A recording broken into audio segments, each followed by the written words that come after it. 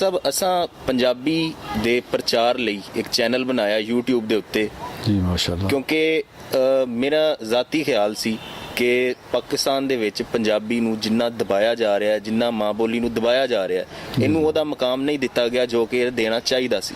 जो असीं दूसरियां ज़बानां वल वेखने आ ते उन्हां दा प्रचार बहुता है जी निस्बत के पंजाबी ये सब तो ज्यादा पाकिस्तान च बोली जाने वाली ज़बान है। सही ते अज तक असीं इहदा एक कायदा भी नहीं बना सके। बेशक बेशक। ते क्या ये ज्यादती नहीं है?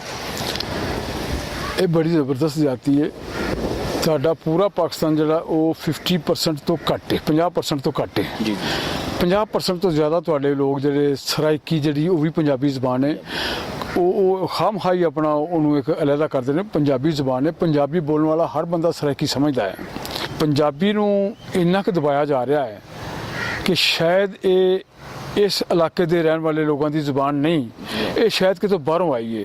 हालांकि ये माँ बोली जी है ये इत्थों की ज़बान है और इत्थों का कल्चर जड़ा है, इत्थों का लोक विरसा है। लोक विरसा हाँ जी।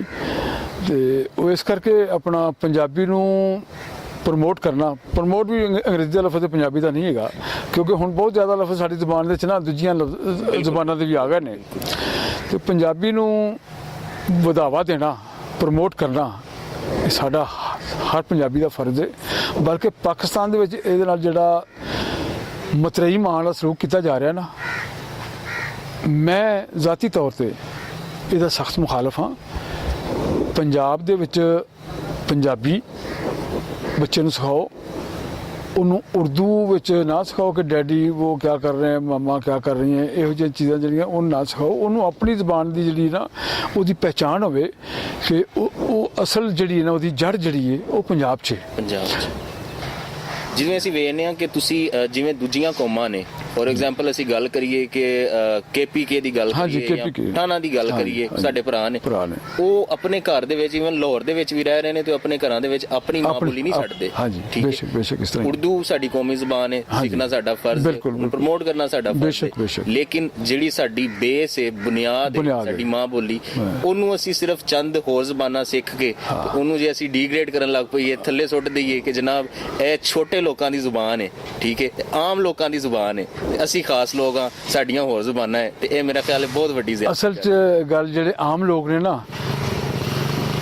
स्ट्रेंथ जिहड़ी है, ताकत जिहड़ी उन्हां नाल बनदी है। खास लोग तो चंद हुंदे ने, वो अमेरिका चों पढ़ के आ जान, वो किसी भी दूजे मुल्क चों पढ़ के आ जान, वो चंद हुंदे ने। लेकिन जिहड़ी बहुत ज़्यादा कसीर तादाद, बहुत ज़्यादा तादाद है वो साडी आम लोगों की है। तो आम लोगों नूं डिग्रेड करना या आम लोगों नूं पिछे छड्ड देना, इस तो वड्डा होर जुल्म कोई नहीं। जुल्म कोई नहीं। तो मेरा ख्याल है कि दूजियां कौमां ने नहीं, असी ये ज्यादती अपने ना खुद साडी अपना, क्योंकि असी दो लाइनां अंग्रेज़ दियां सिੱਖ ਲੈਂਦੇ, बिल्कुल ਅਸੀਂ ਸਮਝਦੇ ਆ कि हुण असीं सानूं अंग्रेजी बोलनी चाहिए, हुण सानूं पंजाबी अपनी ज़बान नहीं बोलनी।